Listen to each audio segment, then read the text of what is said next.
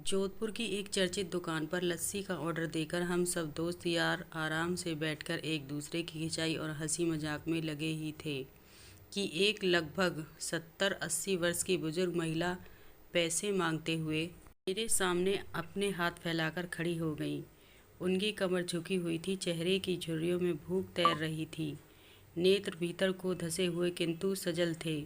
उनको देखकर मन में न जाने क्या आया कि मैंने अपनी जेब से सिक्के निकालने के लिए डाला हुआ हाथ वापस खींचते हुए उनसे पूछ लिया, दादी जी लस्सी पियेंगे?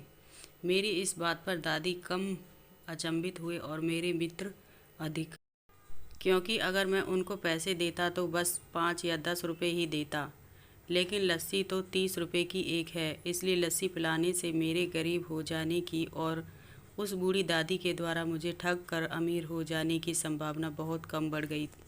दादी ने सकुचाते हुए हामी भरी और अपने पास जो मांग कर जमा किए हुए 6-7 रुपये थे वो अपने कांपते हाथों से मेरी ओर बढ़ाए। मुझे कुछ समझ नहीं आया तो मैंने उनसे पूछा, ये किस लिए? इनको मिलाकर मेरी लस्सी के पैसे चुका देना बाबूजी। भावुक तो मैं उनको देकर ही हो गया था, रही बची कसर उनकी इस बात ने पूरी कर दी।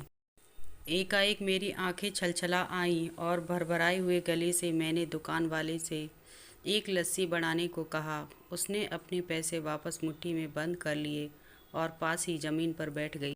अब मुझे अपनी लाचारी का अनुभव हुआ, क्योंकि मैं वहाँ पर मौजूद दुकानदार अपने दोस्तों और कई अन्य ग्राहकों की वजह से उनको कुर्सी पर बैठने के लिए नहीं कह सका।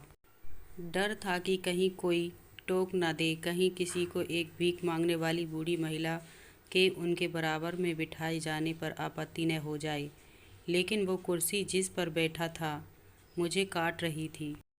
लस्सी कुल्हड़ों में भरकर हम सब मित्रों और बूढ़ी दादी के हाथों में आते ही मैं अपना कुल्हड़ पकड़कर दादी के पास ही ज़मीन पर बैठ गया, क्योंकि ऐसा करने के लिए तो मैं स्वतंत्र था, इससे किसी को आपत्ति नहीं हो सकती थी।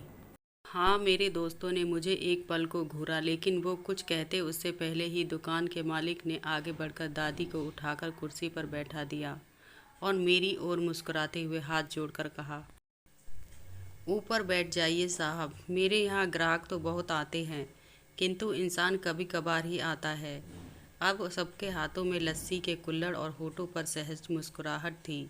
बस एक वो दादी ही थी जिनकी आंखों में तृप्ति के आंसू, होठों पर मलाई के कुछ अंश और दिल में सैकड़ों दुआएं थीं। न जाने क्यों जब कभी हमें 10-20 रुपए किसी भूखे गरीब को देने या उस पर खर्च करने होते हैं तो वो हमें बहुत ज़्यादा लगते हैं, लेकिन सोचिए कि क्या वो चंद रुपए किसी के मन को तृप्त करने के लिए अधिक कीमती हैं। जब कभी अवसर मिले ऐसे दयापूर्ण और करुणामय काम करते रहें, भले ही कोई आपका साथ दे या न दे। फ्रेंड्स, आपको ये वृद्ध महिला कहानी कैसी लगी? आप अपने कमेंट के द्वारा हमें अवश्य बताएं। पसंद आने पर लाइक और शेयर करें, सब्सक्राइब करें और बेल आइकन को दबाना ना भूलें। Thank you for watching.